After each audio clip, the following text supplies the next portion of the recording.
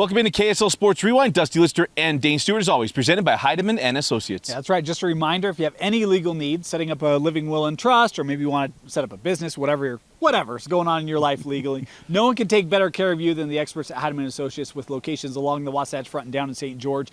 They can even meet with you virtually. And for a free consultation, all you have to do is tell them Rewind sent you when you call 801-754-4240. And also brought to you by Western Governors University. You think you know what I'm about to say? I promise you don't. Get a one-year MBA through WGU. Go to wgu.edu to learn more. Again, get a one-year MBA. And WGU offers education that is attainable, affordable, and full of support. Heck of a deal. Mine took me a whole 20 months. Look at that. Yeah. See? 12 is less than 20. I didn't have to go. That's carbon math for you right there, coming through. WGU taught him that. So we are at Larry Wall Stadium, the side of our game of the week. Dane will go through that here in just a moment. But let's first get to our opening topic, brought to you by Heidemann and Associates. Go to utah.law, find the law office nearest you for that free consultation. And we're talking levels, some might say. Yeah. Tiers, championship tiers, because we've had some people reaching out. We do rankings.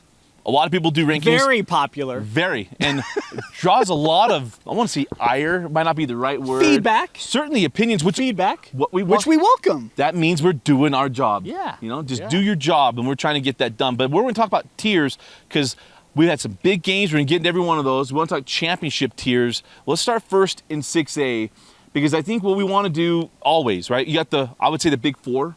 Okay. Right? So Corner Canyon. We can go with them first because they won last night. Corner Canyon, Sky Ridge, Lone Peak, American Fork. Oh, sorry. This isn't 2000 because we were in it. We didn't Dynasty. If we didn't have to go down the freaking Snow Canyon, we could have got them in the semifinals. The whole trage of that program. Yeah. American Fork, the other. Yeah. Yeah, American Fork. Yeah. Those are the four teams that have really been the top echelon for the last decade. Yeah, absolutely. So we feel like, hey, we know that those are the four. Yep. Who is knocking on that door? And let's go those teams right there, and maybe we'll go a couple of sleepers after that. Yeah, so I think number one to me is Bingham, right? The Miners showing, look, new coaching staff, right? But Carson Sudbury had a big week this week. Dallin Martinez, returning starter at quarterback. That offense scoring a lot of points. The defense showing up too. I think Bingham, look, they maybe aren't the headline program that they were, 5-8 years ago, but they're still right there. And I think they've been really competitive. At Corner Canyon game, I know they'd love to go up against them again, and we'll see if they get an opportunity. But I think Bingham is just right at the precipice of that same tier. And I think that's a great one because they got to win within that tier. Yes. Right? They're the one, with all the teams we were talking about, they got to win within it. Yep. Knocked off AFs and their first loss of the season. And not only that, here's what you know. Maddox Peck is going to make a play. Yeah. One side of the ball or the other. He's going to make a play in that one. And then also they got a good running game. Coach Jones knows what he's going to do. And then anytime you got Freddie on your staff, you got a shot. Yeah. Here's the other one. The West High Panthers. Yeah. Still don't know we've seen the best game from West from start to finish, which I still think is a positive. Yeah. You're trying to get through this. You want to peak heading toward the end of the year. You don't want to peak early on. Right. You want to peak toward the middle to the end of the season. And I feel like with Isaiah Suisui, you've got things there. And all that. Let me give you another name we don't talk about enough. A young man that hit the bingo card on Thursday night, Taimani Brown. This young man had a pick six. He blocked a field goal and got a safety in one game. Wow. People say, well, that's Israel. I don't care. Those are three very tough things, and you got them all.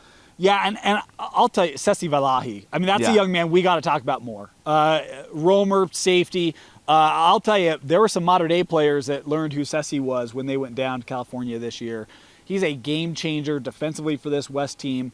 And if you play good defense in late October and November, and you can run the football, which West can, you're going to be in a lot of football games. And I know they lost to AF, but they were also down men in the trenches. They didn't have their starting running back in that game. They were coming off of Mater Dei, missing a lot of guys, had opportunities to tie that game late. This West team, I think, they're right there. And they got a name just built for the top five plays. Ty-Arona. He's motoring. Yeah. Ty-Arona. There you go. Got even the middle of the game, I threw that one in. I was so proud of myself. But that was a good one. And then, of course, we have people yelling at their handheld devices on this one. Yeah. The Farmington Phoenix and Dan Coates. Yeah, I think still learning about Farmington. I think it's been a great year for Farmington. They've been in our top 10 all year long. I think right now they're top 5 of the RPI, right around there. have certainly, look, they returned so much talent off of last year's group. Easton White's had a phenomenal year, continues to throw the football really well. They've got great skill positions. You've got a beast of a tight end, good running game. That defense is extremely tough. I think, they had the win against Pleasant Grove, and at the time it maybe wasn't week headline, one, yeah. right? But I think as we've seen what PG is, we have more confidence in how good that win is. Now, can they go up against a Lone Peak, an AF, a Corner, or a Skyridge? I don't know. But I think they'll probably get an opportunity in the playoffs. They are playing that well. I don't know. There's a lot of teams, maybe Syracuse in week 10, right? That's going to be a heck of a ball game. That's the one. Syracuse trending up right now. But Farmington, I don't know if there's a lot of teams that will be able to defeat Farmington until they get an opportunity at that top 4 or a West or a Bingham. So they're going to have their opportunity to really stamp and say, yeah, we are in that conversation. And I think time will tell. For me, I'm just kind of waiting still. I know that's probably not going to make some coworkers very happy. It's a really good Farmington team. I don't mean to belittle what they've done at all. But some of it is, I want to see them go and do it against a top-tier team for me to put them in that top tier. Yeah, it's right there. All right, let's go with the sleeper team each here in 6A. A team that could win a game that you don't think they would win, that they shouldn't win in the playoffs. Okay, can I give you two? Of course. I've got one that I don't quite know. If it's a sleeper team. As long as it's not one you still, we didn't name these by the way. We did not do this. Syracuse, I think is a team you got to keep an eye on. I like that one. Right? They are trending up right now. You talk about playing your best ball at the time of the year. They are working towards that. I like the direction. And I'm going to give you one more. And I don't know if I dare do this. People might roll their eyes. Depending on the matchup, Granger could actually give some teams some problems. We'll talk about that later on. Granger could give some teams some problems potentially. I think they're better than this is not your old school Granger football. We'll put it that way. Well, if we go real old school, it just might be. Well, you've got to go like old Fahutahi, 99, 98. Yeah. That's going back a ways. It's a ways, man. It's a ways. Here's mine. Here's a surprising one for me. If you don't take this team seriously, I think they get you. And they're young. This is a team for the next couple of years. West Jordan, the Jaguars. Yeah. Now, am I saying they go beat a corner? They've already played them. They know what that looks like. But you got a sophomore quarterback in Crosby, a sophomore wide receiver in Miles. This is a team that's really, if you look at Region 3, they go get Harriman last night too, beat them in the same way that Bingham beat Harriman the week before. This is a team, they're going to get a chance against the Miners, and then later on against, they already beat Riverton. Yeah. They're going to get a chance. It's a good one. Yeah. Good one. Any others? Layton, a team as well. Yeah, I got to figure them out. Layton, right? Yeah, lose those 3 straight. Hot, cold, Jekyll Hyde, but man, when they're on, they're tough. Yeah, let's take a look at 5A. So I think you put that championship top-level tier. I think anyone can name it, right? Lehigh and Timpview. Yeah. And the good thing is that Lehigh and Timpview are going to play each other here in just a couple of weeks. Yes. And we're going to get, then we'll really know whose name gets to go first. And look, they can really just make this state all sorts of sideways depending on the outcome of that one. Check out our rankings video. And the great thing is that they've got wins in that top. Well, one of them has a win in our top 6A tier. Yep. That's why Lehigh goes first. Yep. Timpview fans might be yelling at the screen and yelling at me. Got it. Well, they do as well. They beat Lone Peak soundly. They did beat Lone Peak soundly. Okay, so they both got a win. They both got a win. Yep. But they also cut the head off of the team that beat you. They're the Highlander. Lehigh won in the most recent matchup. Yeah. And that team that they beat in transferred property beat the number one team that beat you, so their name goes first. Clearly. That's how it works. Them's are the rules. Okay, now to the next level. This is where this conversation happens. Yeah. Is it just those two? No. I'll tell you, I think Stansbury's legit. And I had this conversation this last week. You've got a new nickname. I can't wait for you to unveil that one. That's very well done. If you follow me on Twitter, you know where I'm heading. Look, here's the deal.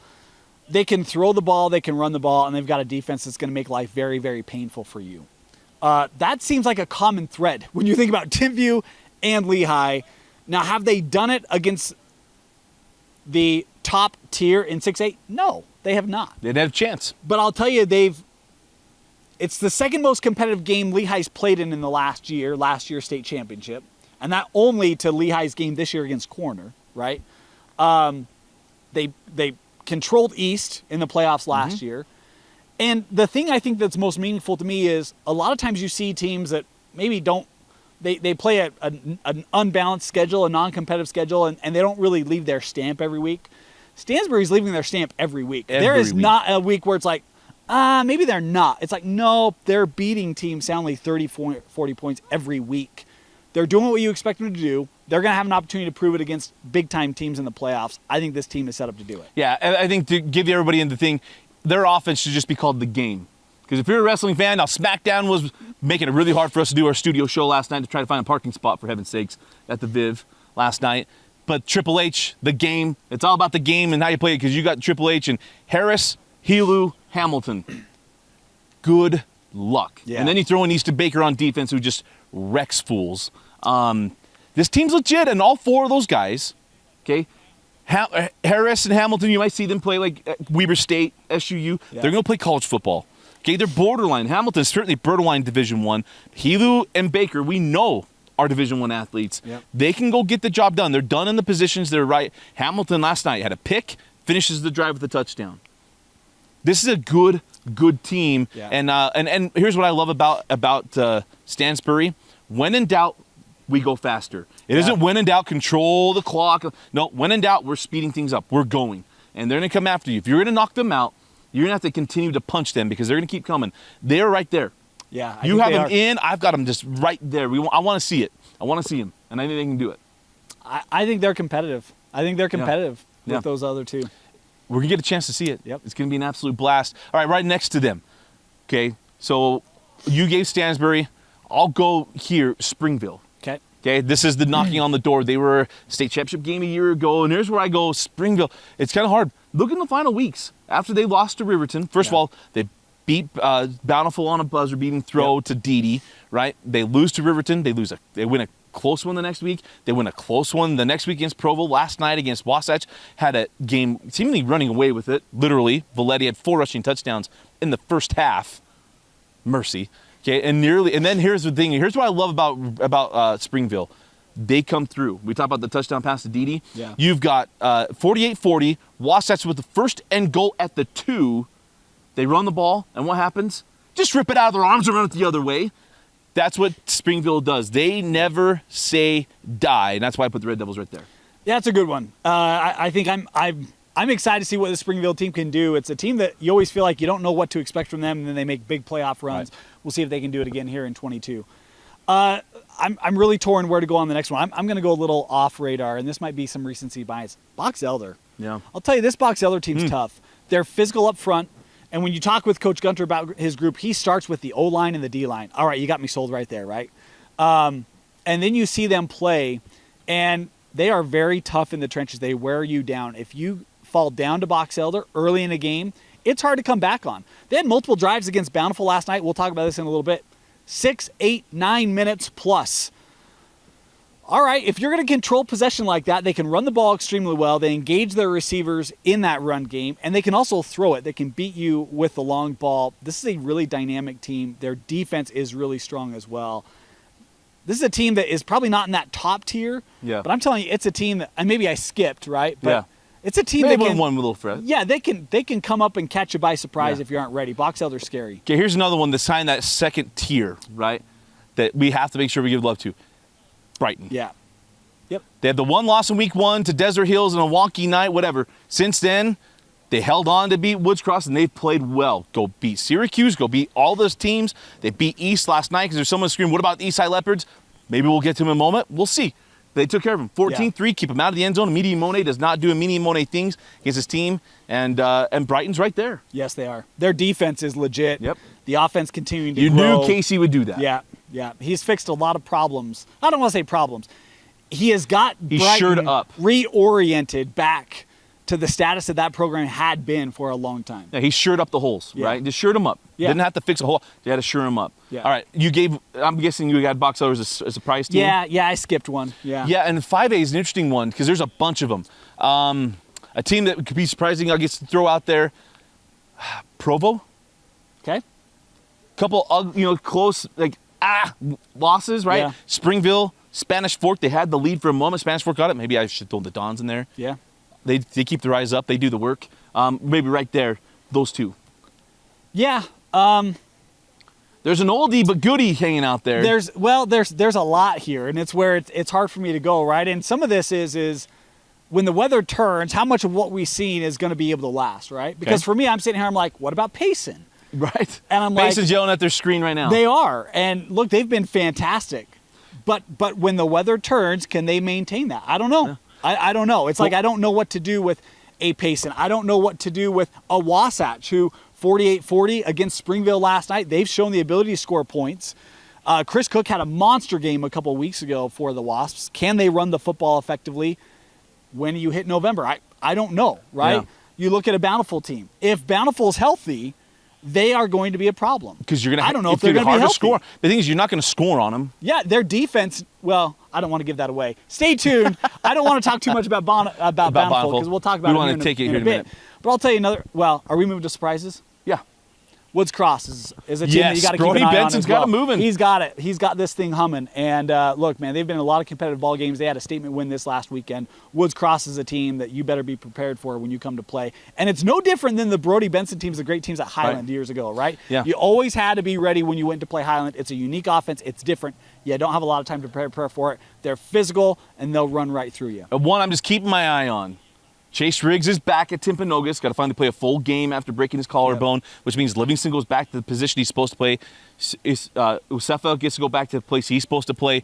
And they got a corner that's pretty doggone good if someone will throw at him, for heaven's sakes.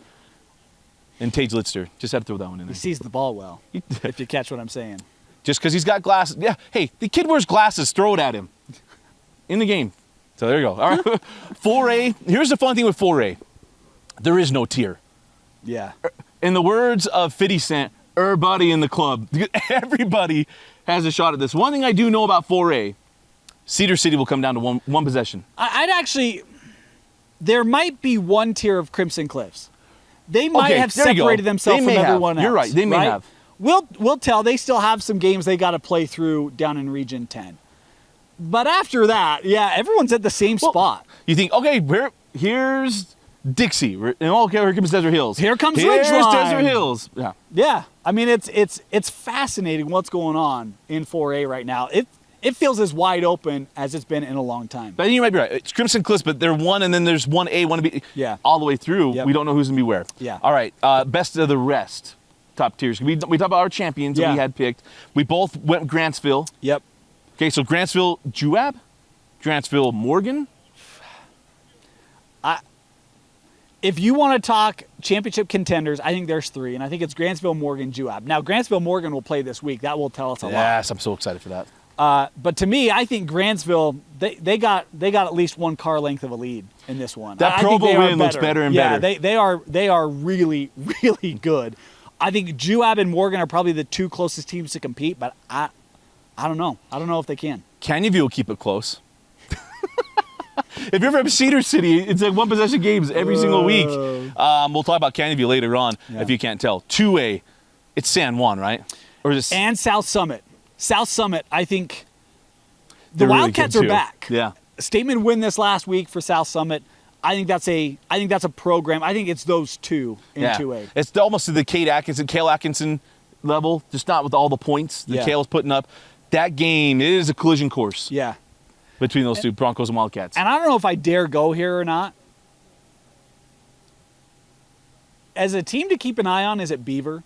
Things are right in Beaver County. Okay. They've got it going back. This is more kind of what we've been accustomed to seeing from Beaver in the last half decade. Now, I don't know if we're saying they're at a championship tier, but this is a team that is trending up and fast. They can find their way to the semifinal. Yes, easily. Yeah. And potentially championship. Yeah. All right, 1A. I think we got this one, right? I think they've answered the questions. LC. Yes. Layton Christian Academy goes down to Little Hollywood. There are no cardiac Cowboys in this one. They took care of business, stealing from Best of the Rest later on today. We'll get into that a little bit more. But it's LCA and then... Enterprise? I think there Enterprise you go, is up there. right there. They're still undefeated. And you do have a lot of sleeper teams. I think Milford's in the conversation, Kanab in the conversation. There's a lot of teams that are in the conversation in 1A, but to me, it's those two. Yeah, hit us up in 8-man football. It's Gunnison. Yeah. Yes, they get a shot. They're a sleeper team in 1A 11-man football too. Yeah, I love it. Hey, last time Jeff Hansen had the line we talked about. I said, hey, Dane and I talked about it. He goes, they chose the lane, the football lane. I like that line. That was a funny line. That's why I wanted to reshare it again. I can't wait for corner to go play 2A. They don't get the option, but they're within 1A. Let's build out the state I don't mean to be harsh, Gunnison. I don't know what to do with it. I don't know how to talk about it. I welcome it. I just welcome it. Yeah. Bulldogs, I'm here for you. So here we go. All right, let's get to our game of the week. Dane, you were here in a close one, a nail biter. Bountiful, Box Elder. Yeah, Bountiful, Box Elder, both 2-0 in Region 5 play coming into this one. Early lead in Region 5 on the line. And Bountiful welcome back a familiar face, Corbin Cottle, back from his injury here in Week 7. And look, they looked to Corbin early and often, and he picked up right where he left off. Opening drive for the Braves. March right down the field, but that Box Elder defense, we talked about how good they are. They stopped Bountiful, would have to settle for a 39-yard field goal, but this one just not true. It's a missed opportunity for Bountiful, and no points given up. 3 and out for Box Elder on their first drive. Bountiful, second drive of the game, and hey, we're right back to running the football for the Braves. And able to drive the ball pretty well, but get backed up here off of a penalty. You got second and long, and how about the senior quarterback, Owen Geilman, 32 yards, takes this to the house for the first points of the game, 7-0 Bountiful. Second quarter, Box Elder, that running game started to chip away at this Brave defense, and it would be Dax Sumko with a 22-yard touchdown run on a third and long to tie us up at 7 apiece. Box Elder was extremely good on third downs in the game. We'll get into that later on. Next drive for Bountiful, Geilman trying to throw the out, and oh man, right to the hands of the defense. That's the punter slash linebacker coming up with the interception. It would be Box Elder football. And now let me introduce you to the man that Moose Bingham coined Inspector Gadget. How about Cole Mortensen, the 23-yard field goal? Go Gadget leg to give Box Elder the 10-7 lead late in that first half. Box Elder would get the ball to try to close out a drive in the first half and would end up turning it over on downs as this Bountiful defense still keeping the Redhawks in this game. 10-7 at the break. We go to the third. Not a lot of movement. The defense is really locking down in this one. You had a 3rd and 22. How about this ball from Geilman? Able to find Satwala right down the sideline, would kind of turn the field, but this drive would be stalled. Bountiful would punt, and Box Elder would have the ball inside their own 5. And then Box Elder just going to do what Box Elder does. We're going to run the football. We're going to have... Essentially, they just ran to this entire drive, Dusty. A drive that started inside their 5. You have Cole Mortensen, go Gadget sweep, able to take this for a 20-plus yard carry on what was a 3rd and long. We talked about the third down efficiencies for Box Elder. This drive, Box Elder actually looks like they've got a touchdown here, Dusty. Penalties would back it up. They'd have to settle for a field goal, and rather than a 2-possession lead, it's 1 possession at 13-7 midway through the 4th. Bountiful. Corbin Cottle left in the 3rd. We missed that with an injury, so now it's on the shoulders of the quarterback, Owen Geilman, having to try to get this offense going. A 2nd and long, and you call the screenplay. How about Brigham Morrison? Young man left the game earlier in an injury, able to dice through that Box Elder defense to the house. A 37-yard screenplay on the touchdown with 2.5 to go. Bountiful retaking the lead, 14-13. Box Elder would have an opportunity to drive to win the game. First couple of plays, big plays for Box Elder to get it right near midfield. And then, the dirt monster here at Bountiful coming up, tackling Sumko, reaching up, grabbing him, has a loss. It all comes down to this 4th down play. It is Griffin looking for go Gadget arms, and it's Dr. Claw, Ben Smith, coming up to deflect that away. Dr. Claw, the evil Dr. Claw, getting the better of Inspector Gadget on 4th down. Box Elder turns it over on downs, and Bountiful comes from behind in the 14-13 victory over the Bees. Man, it was a fun one. That's the old school football here at Larry Wall Stadium, and the Redhawks coming away with it. If I'm writing the byline for the Bountiful Bugle, Brigham does in Brigham City's Bees. Like that one? Yeah. I was pretty good at it. I'm feeling pretty good. Thought that up when you brought it up. Yeah, that works. Get it? I got it. I got it. Hey, that's a great win for Great Bountiful. win. Well, we know at this field, we've had some good ones, right? We had the Woods Cross game I did a couple years ago during COVID, the game-winning touchdown with no time left in the untimed down. You get this one. We come here, good things happen. A lot of fun things. And positively for Bountiful fans, positive memories for Bountiful fans. So, yeah, that's a good one. Great homecoming night. We'll have to see about the Cottle injury. That will be key. I mean, look, he is such a big piece of their offense. They need him to be healthy come playoff time. We'll see if he's able to. Owen Geilman continues to just do what he needs to do to help this team get 2 wins. Sachwala had a nice night. The secondary was locked in for Bountiful. This Box Elder team, though, Dusty, they are physical. They're tough. They're going to be a tough Yes, out. they are. Sumco's a stud. Yeah, and Easton White had a nice game running the ball as well. Cousins in the backfield there for Box Elder. Cole Mortensen, this guy does everything. He's their kickoff man, their punter, their returner. They'll line him up outside. That's why he got the nickname Inspector Gadget. Cole Mortensen had a nice game as well. Be really good. All right, let's get to our best of 6A. I'll go first. The game that everyone wanted to hear this one about, I think both of us got thoughts on this one. Corner Canyon and Skyridge. It was Skyridge jumping out 14-0. They thought they had a 98-yard touchdown pass. Did not, but it was touchdowns from Sheffield and then Fenton. And then here comes Corner Canyon. How about this? It was led by their linebackers. Owen Borg, or as the boys call him, Borgie. Borgie with 2 picks, big ones in this one, but it was Drew Patterson on defense getting stops on 3rd and shorts, but he also had 2 big runs. Papa Patterson's got to be pleased with the running performance tonight from Drew Patterson at a 1-yard run, and later on he gets the game-winning touchdown from 3 yards out, and Corner Canyon stuns Skyridge. Come back 14 down. Wilson did find care for a touchdown 6 yards out. Smith-Soden had 2 picks. Yeah. Get this, Corner Canyon wins this game with 4 turnovers. They turned it over 4 times to Skyridge, still come away 21-17. Skyridge has given Corner their toughest test year in and year out nearly. Yep. They're the only ones that haven't beaten them since the semifinal 4 years ago. Yeah, well, man. beyond 4 years ago now. Feels like they've been so close so many times, right? And that game last night, man, props to Corner Canyon. Look, I mean, I think a lot of people, I've heard people say, yeah, this is our worst team and, so long and whatnot. That's a heck of a resolve by that group to just shut out the outside noise, right? This is our unit. We're going to go to bat. We know we got a tough one coming up against Skyridge. And to make the plays they did, to come from behind, such a big deal on the road, man, great job. When this is the year that Skyridge knows, hey, this is our year. Yes. And it still can be. It can be. This is just a regular season game. Can be to come back. Bunch of juniors, too. I don't everyone say best. They're just young. Yeah. Young at all the big positions. So, big win for Corner Canyon. Congratulations to Coach Kerr. But we do know that Lehman and crew aren't going anywhere. Right. They got some big games left as well. Yeah, there's still plenty of opportunities for both these 2 programs. They very well could meet again. Yeah, absolutely. All right, Dan, your best of 6A. All right, my best of 6A, Dusty. Look, I was talking with a coach this week, and he said, this has maybe never happened. Ever. Some of you might have rolled your eyes a little bit earlier at me. How about Granger over Cypress? Granger 42-14 over the Pirates. Of course, as a Pirate fan, that hurts on Thursday night. 4-2 are the Lancers. It's their best start since 2012. Okay, and it's the most wins since 2016 for Granger. We're just through week 7. How about the night for Kiana Layton Carr? 476 yards through the air, 7 passing touchdowns. Landon Figueroa had 7 receptions, 239 yards, and 5 receiving touchdowns for the Lancers in this one. Dusty, it's a different day at Granger, man. Telling you, love to see this program back on the winning side. Best season in a decade for Coach Vaitu'u and company, and big performances. Almost 500 yards passing this week for Carr. Best of 6A, there you go. Reaching hey, that's Granger. a good one. Hey, you know what? And that's the thing. We want that to be the case. We love seeing these teams. That Mountain Ridge game, maybe a little different.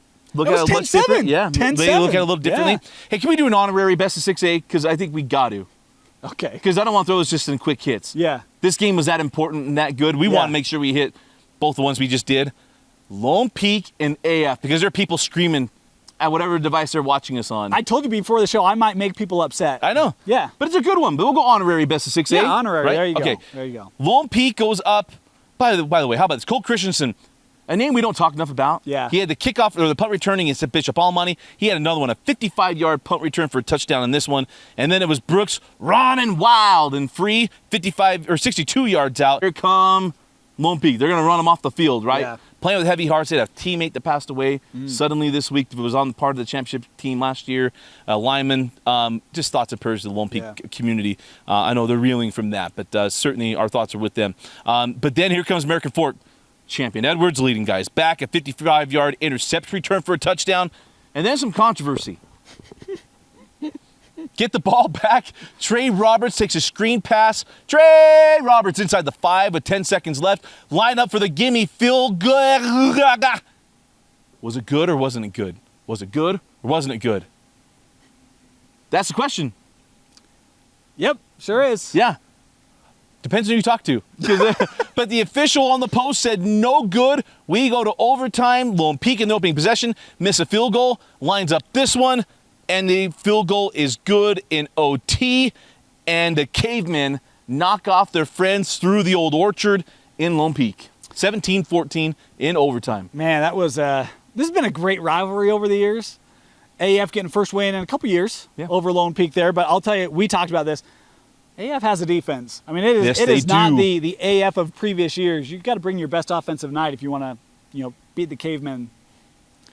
Lone Peak couldn't do it. Couldn't do it, and there was no wind on this one. And by the way, luckily for officials or anything else, the AF won that game. They may have been having to ride home with Lone Peak. It would have been tough leaving that stadium, Dusty. It may have been tough. Tough, and then you feel bad. Tough in that you may not get out there. It's a bit of a walk to that parking lot. Yeah. Absolutely, especially when you're dressed in black and white. All right. Yeah. Your best 5A. Hey, we talked about a team just a little bit ago. How about Woods Cross making a statement this week? Bonneville coming off the loss to the Red Hawks in Week 6, having to take on the Wildcats, and it was Jacob Howe's a rushing touchdown and a 35-yard field goal. Cash Henderson would have a rushing touchdown as well. 17-7 as Woods Cross gets the win over Bonneville. How about we talk about the ground game of Woods Cross? The defense limiting Bonneville to just 7 points. Woods Cross set up still within a game of Region 5, Dusty. Heck of a year for Coach Brody Benson and the Cats. My best of 5A, a team that Woods Cross lost to at the goal line. The Brighton Bengals, their win over East 14-3 was about two things. Big Boy D and Chase Gurr, because Case Gurr. Yep. And I'm getting really excited about what I'm about to do. Because Case Gurr was great. Both touchdowns, the only touchdowns in this game, both went to Case Gurr as the 14-3 Bengals knocking off the East High Leopards. All that in the second half, too. Scoreless at the break. Good response. Yep, absolutely. Best for it. My best of 4A, Dusty. How about a team that's a little bit on the rise?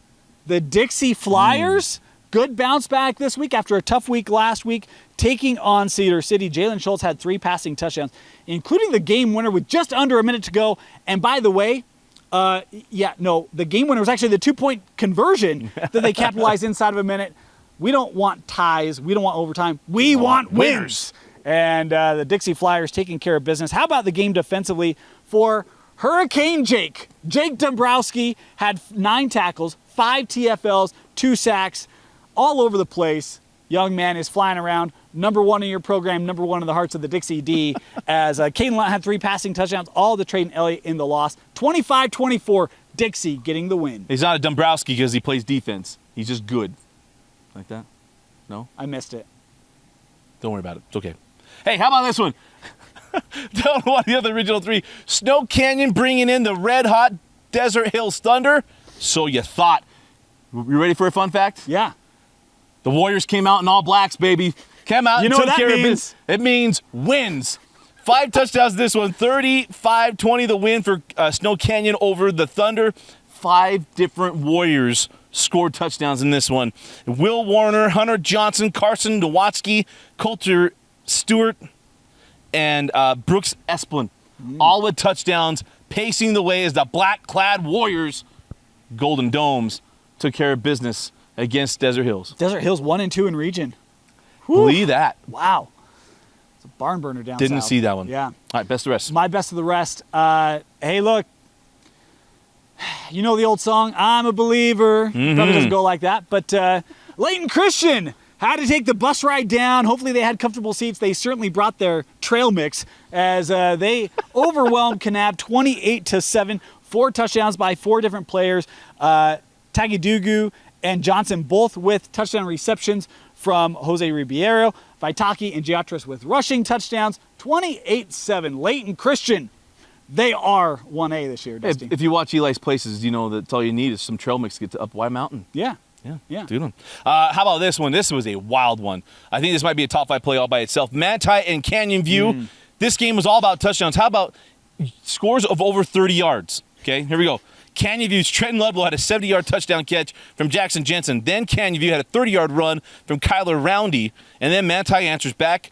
Larson Pogruski, I'm going to say, I got it right, 85-yard kick return, answered by Canview's 80-yard touchdown pass, Jensen to try Doer, and then Larson Pogruski, 5 yards out, and then the sealer for Canview, Nick Macias, 5 yards out. And with all of that, it was a 35-28 win for the East and West running Falcons.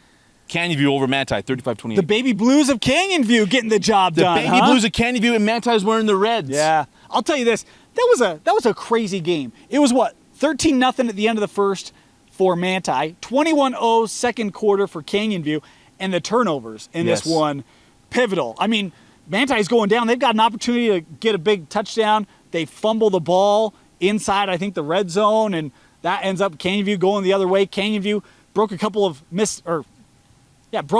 tackles that lead to long plays, short touchdowns. Yeah, it was just, man, that was a ball game. Yeah, and by the way, the sunken lines on the field, all that kind of stuff. Yeah.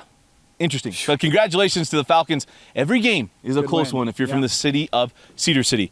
All right, let's get to our quick hits. All right, brought to you by Western Governors University. Yeah, I'll start with Davis-Fremont, good old rivalry game up north. This was a 17-10 lead for the Silver Wolves before a 20-0 run by Davis in the second half. Jackson Stevens had 2 passing touchdowns. Butler had 3 field goals as the Darts come from behind, 30-17 over the Silver Wolves. Hey, how about this? We want wins. PG goes to Westlake, 7-0. The only scorers, Matt Jensen, Deshaun Cottle. Didn't see Staffieri in the box score. Didn't know if he didn't play. 7-0 PG takes care of business. Christiansen had 95 yards rushing, helping post the way for PG. Is only 6 pass attempts for Nick Staffieri. So hopefully he's healthy. Hopefully he's okay. 7-0. Vikes take care of the Thunder. Might be a new coaching staff, but the message was understood clearly. Region 3 is still Bingham's. They took on Mountain Ridge this week, 24-13. The Miners had to come from behind in that one. Carson Sudbury, a pair of rushing touchdowns. Dallin Martinez with a passing touchdown as Bingham defeats Mountain Ridge, still atop Region 3. How about this? Viewmont and Northridge. Viewmont gave up 21 unanswered points to Northridge to go score 21 unanswered of their own. To take this one, it was Kingston Mickens, 15 yards out from Luke Jacobs, helped pace the way. Mickens had multiple touchdowns in this one as Drew Jones and the Vikings take care of Northridge 39-36, getting off the schneid there for the Vikings. Park City and Olympus went to battle this week up in the around the silver mines of Park City. Olympus got off to a strong start, but Park City able to shut things down after the first quarter.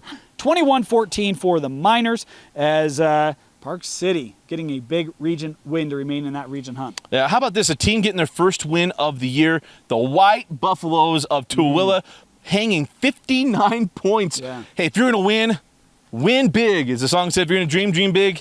The Sharp Band, how about that one? It's a good one. It was Brady Gritch having a big night. Nick Ariano had one. Wesley So from Caden Dean. Multiple guys getting the end zone. So had 2 touchdown catches. 59-35. The White Buffaloes getting on the left side of the win-loss column. Springville got a test this week against Wasatch. Mercy. They had a big lead in this one. A 23-8 fourth quarter made things scary, but the Red Devils able to hold on. They led this game 35-17 at the half.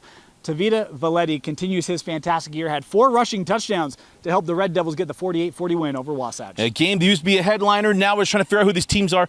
Orem and Alta, and it was Orem getting done on the ground. True Toa had a 17-yard run.